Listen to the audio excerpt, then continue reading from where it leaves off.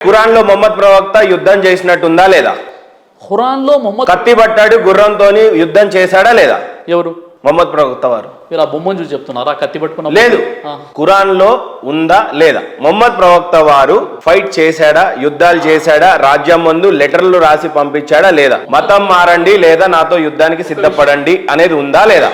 మొహమ్మద్ ప్రవక్త వారు ఆత్మరక్షణ కోసం ఆనాడు యుద్ధాలు చేశారు, అది కూడా సెల్ఫ్ డిఫెన్స్ కోసం అని ఖురాన్లో చాలా స్పష్టంగా సిరాజ్ గారు మాట వినండి సార్. రాజ్యాల మీదకి దండయాత్రకి మొహమ్మద్ ప్రవక్త వారు వెళ్ళారా లేదా? లేదు, వెళ్ళలేదు. యుద్ధాలు చేయలేదు.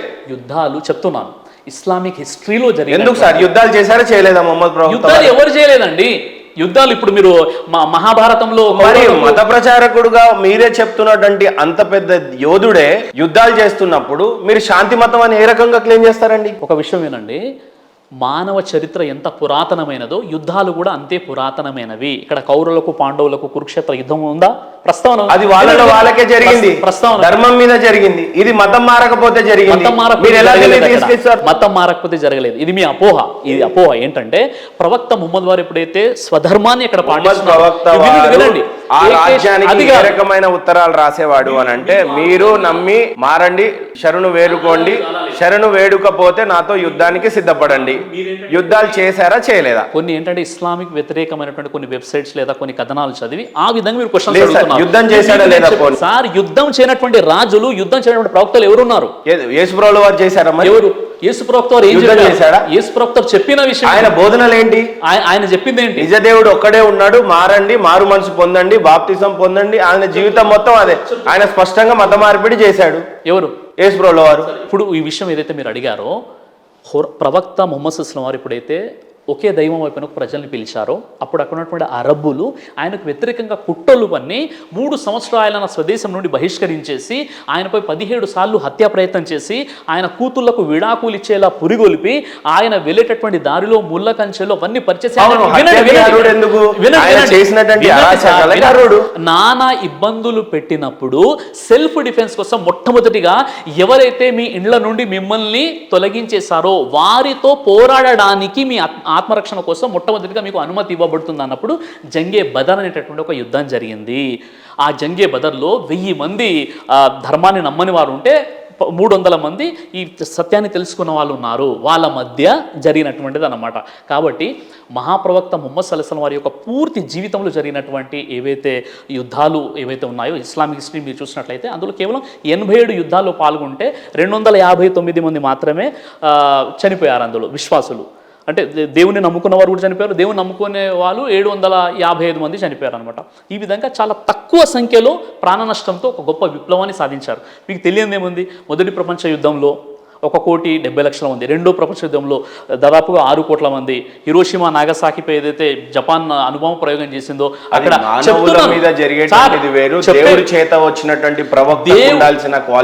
చూడండి, దైవ ధర్మాన్ని స్థాపించడానికి, దేవుని సందేశం ఇవ్వడానికి ప్రవక్త ముహమ్మద్ సల్లల్లాహు వారు ఆయన ప్రశాంతంగా దేవుని వైపునకు ప్రజల్ని పిలిచారు, శాంతి బోధనలే చేశారు.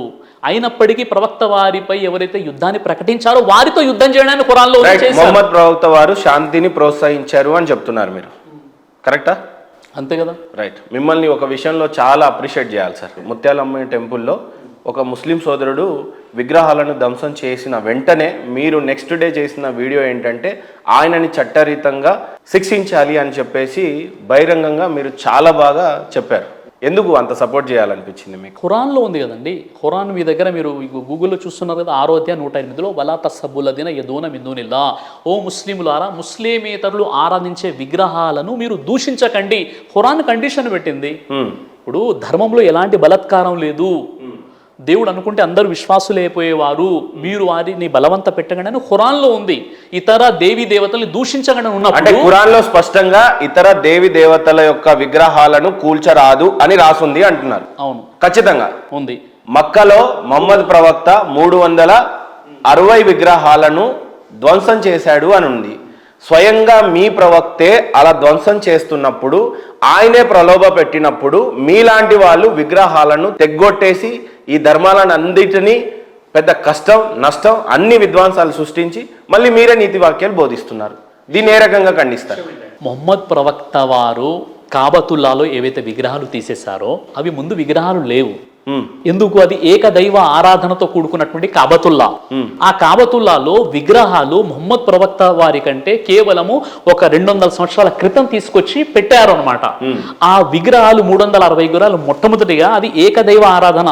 అబ్రహాం వినండి. ఈ టైంలో కాబాలో 366 విగ్రహాలు 60 అనుకుందాం, ఏక విగ్రహ ఆరాధన జరగాలి, ఏకదైవ ఆరాధన జరగాలి. అక్కడనే వేరే వాళ్ళు ఎవరున్నా సరే మీ గ్రంథానికి అనుసంధానంగా ఉంటే అక్కడి నుంచి వేరే ప్లేస్కి మార్చి అక్కడ ఆరాధన చేసుకుంటారు. అంతేగాని విగ్రహాలను ధ్వంసం చేయరు. ఇప్పుడు ధ్వంసం చేసిన 360 విగ్రహాలు ఏ దేవుడికి సంబంధించినవి?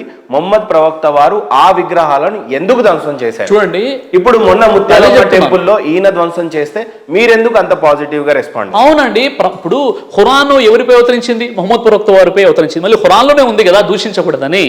కాబట్టి ఈ విషయం ఏంటి? ఈ విషయం నేను చెప్తున్నాను. ఇప్పుడు మీరు ఏం చేశారంటే ఆల్రెడీ అక్కడ ఏకదైవ ఆరాధన చేసేటటువంటి కాబతుల్లాలో బయట నుండి తీసుకొచ్చి పెట్టారు కాబట్టి మళ్ళీ బయటికి పంపించేశారు వాటిని ప్రవక్త వారు. తప్ప ప్రవక్త వారు ధర్మాన్ని స్థాపించిన తర్వాత, అంటే ఎప్పుడైతే ఆయన మదీనా వెళ్ళిపోయి పూర్తిగా ఒక ఇస్లామిక్ వాతావరణం ఏర్పడిన తర్వాత అక్కడ యూదులు ఉన్నారు, క్రైస్తవులు ఉన్నారు, వారి వారి ఆరాధనలు వాళ్ళు చేసేసుకున్నారు. ఎక్కడ కూడా వాళ్ళని ఏంటంటే వారిని ఎక్కడ కూడా వాళ్ళ ధర్మాన్ని కించపరచడం కానీ లేదా వారి విగ్రహాన్ని కూలగొట్టడం కానీ ఇవేవి కూడా జరగలేదు. కాబట్టి ప్రవక్త వారు 360 విగ్రహాలను ఎందుకు తీసేశారంటే అవి లేనటువంటి విగ్రహాన్ని చేర్చారు కాబట్టి మళ్ళీ అక్కడ నుండి బయటికి తీసేశారు. ఎందుకు అంటే ఇస్లాం ధర్మం చెప్పే విషయం, వేదాలు చెప్పే విషయం ఏంటంటే ఏకదైవ ఆరాధన, నతస్య ప్రతిమాస్తి. ఆ దైవాన్ని పోలిన ప్రతిమ ప్రతిరూపాలు ఏవీ లేవు. అవ్యక్తం, కంటికి కనిపించడు. ఆయన అవినాశి, వినాశనము లేనివాడు. ఏకదైవ ఆరాధన అంటే మీ దృష్టిలో ఏంటి? ఏకదైవ ఒక సృష్టికర్తను దేవుని ఆరాధించడం. అంటే అక్కడ ఒకటే విగ్రహం ఉండాలన్న అర్థమా? లేదు, విగ్రహం ఒకటి పెట్టినా 100 పెట్టినా విగ్రహమే అవుతుంది. అది 300. మరి ఇప్పుడు కాబాలో ఉంది ఏంటి మరి? అప్పుడు నేను అదే చెప్తున్నాను కదండి, అదొక హిస్టరీ. అది 360 విగ్రహాలు లేనటువంటి దాంట్లో కాబతుల్లాలో ముందు పెట్టారు, అందులో లేవు, ముందు తీసుకొచ్చి పెట్టారు, అక్కడ నుండి పెట్టారు, పెట్టిన తర్వాత మళ్ళీ తీసేశారు. 360 గురించి కాదు, ఏకదైవ ఆరాధన అంటే మీ దృష్టిలో ఏంటి? కాబాలో ఉన్నటువంటిది ఏంటి ఇప్పుడు ప్రస్తుతం? విగ్రహాలు ఏమి లేవండి. అక్కడ కేవలం ఒక కాబతుల్లా ఉంటుంది. ఒకే సృష్టికర్త అనేటువంటి దైవాన్ని మాత్రమే అక్కడికి వెళ్ళే వాళ్ళు. పేరు నేనంటే బాగోదేమో, బట్ ఉంటుంది. ఏముంటుంది కాబాలో? ఏమి చెప్పండి మీరు, అంటే బాగుంటుంది. అన్ని అడిగారు మళ్ళీ కాబాకి ఇంతమంది జనాలు ఎందుకు వెళ్తా ఉన్నారు? అక్కడ ఏమైనా రోగాలు తగ్గుతున్నాయి? ఏం తగ్గుతున్నాయి? ఎందుకు అంత ప్రాధాన్యత సంచరించుకుంది? మీకంటూ ఒక చిహ్నం ఉండకూడదు, గుర్తులు ఉండకూడదు, ఒక విగ్రహం ఉండకూడదు, అసలు ప్లేసే ఉండకూడదు. బట్ స్టిల్ ఎందుకు కాబాకి అంతమంది జనాలు? సార్, ఇప్పుడు ఇస్లాము ధర్మానికి దాన్ని పాటించిన వ్యక్తులకు ఏది ఉండాలి, ఏది ఉండకూడదు అనేది మీరు నేను డిసైడ్ చేయలేమన్నమాట. సృష్టికర్త దైవం ఖురాన్ని అవతరింపజేశాడు. ఆ ఖురాన్లో ఉంది. అందులో ఉన్నటువంటి విషయం ఏంటంటే మానవులందరి కోసము మార్గదర్శకంగా ఒక దిక్సూచిగా కాబతుల్లా అనేటటువంటిది ఒకటి ఉంది. అది అరబ్బులో సౌదీ అరేబియాలోని మక్కా పట్టణంలో కాబతుల్లా ఏదైతే ఉందో అది ఒక డైరెక్షన్ అనమాట, దిక్సూచి. అంటే విశ్వ మానవులందరూ ఎవరైతే దైవాన్ని ఆరాధిస్తారో వారికి ఒక సిస్టమేటిక్గా ఉండాలి, ఒక క్రమ పద్ధతిగా ఉండాలని చెప్పేసి ఒక దిశ మాత్రమే అది. అయితే స్తోమత కలిగినటువంటి వారు ఎవరైతే ముస్లింగా ఉంటారో, స్తోమత కలిగినటువంటి వారు, స్థితిమంతులు ఎవరైతే ఉంటారో జీవితంలో ఒక్కసారైనా వారు హజ్ చేసి రావాలి. అక్కడికి వెళ్ళినప్పుడు ఏముంటుంది? అది ఒక కాబతుల్లా, హజ్రే అస్వదానికి ఉంటుంది, దానికి ప్రదక్షిణలు చేస్తారు తప్ప ఎవరు కూడా అది దేవుడు అని చెప్పేసి లేదా అందులో ఏదైనా శక్తులు ఉన్నాయి, అక్కడికి వెళ్ళిపోతే మేము ధనవంతులం అయిపోతాం, అక్కడికి వెళ్ళిపోతే మేము అంగవైకల్యంగా ఉన్న వాళ్ళు స్వస్థత పొందుతారు అన్న కాన్సెప్ట్ ఏది కూడా లేదనమాట. అది ముస్లింలు అందరూ గుడి చుట్టూ ప్రదర్శనలు చేసేటువంటి కాన్సెప్ట్ మా హిందువులది. బట్ స్టిల్ అక్కడ ఎందుకు ప్రదర్శనలు జరుగుతున్నాయి సార్? అండ్ మీకు గుళ్ళే లేవు, గోపురాలే లేవు, ఒక విగ్రహం అసలు అంతకన్నా లేదు, ప్రపంచం మొత్తం అక్కడికి ఎందుకు వెళ్ళాలి? ఏంది అసలు? వేదాల ప్రకారంగా విగ్రహం ఉందా? వేదాల ప్రకారంగా కూడా విగ్రహం లేదు. మీరు వేదాలని ముందు నుంచే కట్ చేసేశారు. నా దేవుడు నా పద్ధతి అని ఎప్పుడో మీరు అవలంబించారు. దాని గురించి చెప్పండి. వేదాలకు మీరు ఎప్పుడో కట్ అయిపోయారు. మీరు అలా భావిస్తున్నారు, రైట్? నేను భావించకపోయినా వేదాలలో విగ్రహాలు ఉన్నాయా లేవా కాదు, ఖురాన్ లో విగ్రహాలు లేవు. వినండి, వేదాల ప్రకారంగా కూడా విగ్రహారాధన లేదు. న సందృశే తిష్టతి రూపమస్య న చక్షుషా పశ్యతి కచ్చనైనం.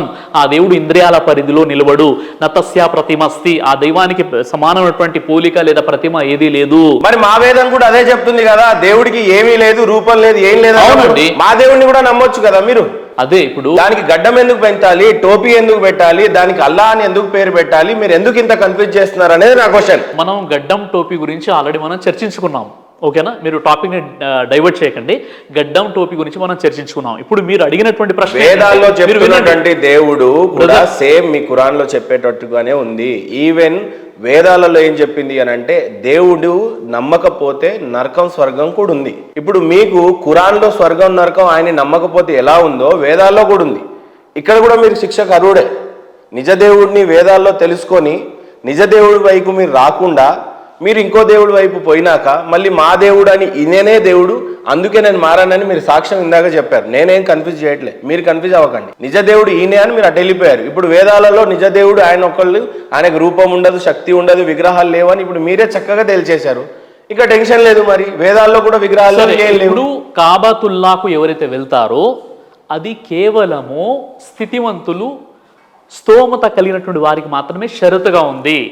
ఇందాక నమాజ్ చేసే వాళ్ళు ఏ రకంగా చేస్తారు మసీద్లో అని చెప్పారు, ఒకటే లైన్లో చేస్తారు. ఇక్కడ రాజు ధనిక పేదకి ఏ రకమైనటువంటివి లేవు. మీ సాక్ష్యంలో మీరు చెప్పింది ఏంటి, ఆ దేవుడి దగ్గరికి పోతే విగ్రహాలు ఉన్నాయి, ఈ దేవుడి దగ్గరికి పోతే విగ్రహాలు ఉన్నాయి, నేను దర్గాకు పోయినప్పుడు ఉన్నా కూడా అక్కడ ఇది ఉంది కానీ మసీద్లో మాత్రం లేదు. ఇక్కడ అందరు ఒకే లైన్లో నిల్చుంటారు, పేదోడైనా డబ్బోళ్ళైనా ఎవరైనా సరే. కానీ ఇప్పుడు డబ్బులు ఉన్న వాళ్ళు మాత్రమే కాబోకపోతారు. అవునండి, అది దేవుడు ఇచ్చినటువంటి ఒక వెసులుబాటు. అది ప్రతి వ్యక్తి వెళ్ళలేడు, ఎవరైతే వెళ్ళగలుగుతాడో వాడు మాత్రమే వెళ్ళాలి. గొప్ప విషయం అది, మీరు అర్థం చేసుకోవట్లేదు. అది చాలా గొప్ప విషయం. ఒకవేళ అందరూ వెళ్ళాలి అని చెప్పినట్లయితే స్తోమత లేని వాడు ఎలా వెళ్తాడు? కాబట్టి స్తోమత ఉన్న వాళ్ళు అక్కడికి వెళ్ళాలి.